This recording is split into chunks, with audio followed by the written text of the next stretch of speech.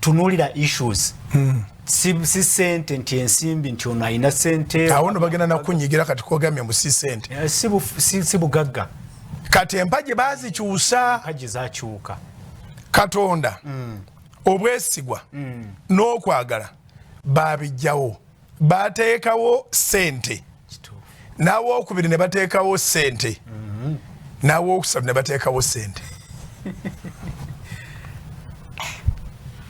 nkiddemu Katonda obufumbo bwe yasimba ku ye ku bwesigwa ne ku kwagala abantu bateekawo sente n'awookubiri nawo ne bateekawo sente n'awookusatu nawo ne bateekawo sente eyo saidi y'abakazi saidi y'abasajja bajjawo Katonda ne bateekawo okuvuganya nze mututa asinga obweru era nabo ne bateekawo sente tebabatwala lwakubanga beesigwa tebabatwala kubanga balina okwagala omusajja ayina sente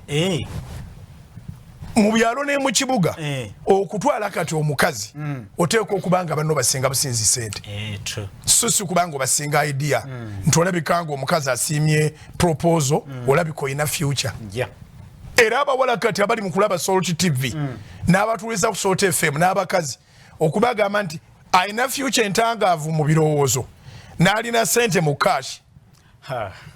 ate haki kulonda sente bagamba future kasita sente zibawo future ejja bo yendowooza eyo nti sente bwe zibeerawo future nebasanga nungi. That's the thinking. Kati bangi abafumbirwa olwa sente ne bana ababatwala lwa sente naye tebagenda lwa kwagala ziri empaji esatu tebagenda lwa Katonda tomusajja ono mulabyemu Katonda tebagenda lwa kwesiga tomusajja ono mulabye ajja kubeera mwesigwa era abamu bali mu bufumbo ng'omukazi ali mu bufumbo kati ng'atuulira naye ng'omusajja yamupasula bupasuzi ng'empasula gye yamupasulamu munne muwala munne ye yamutwala nga bagenda ku deeti y'abali n'amulekera akanamba oba n'atwala akanamba n'amulyawo nga kizudde nti ono afunye omusajja ayina sente neerabira nti love awo yandibanga teriiwo kati batuuse mu maka agalimu sente nga bwe walabye oba bw'ofollowinga obutambi obwo oba oyo omusajja egonga waakako amaka galimu sente naye temuliimu bwesigwa era temuliimu Katonda.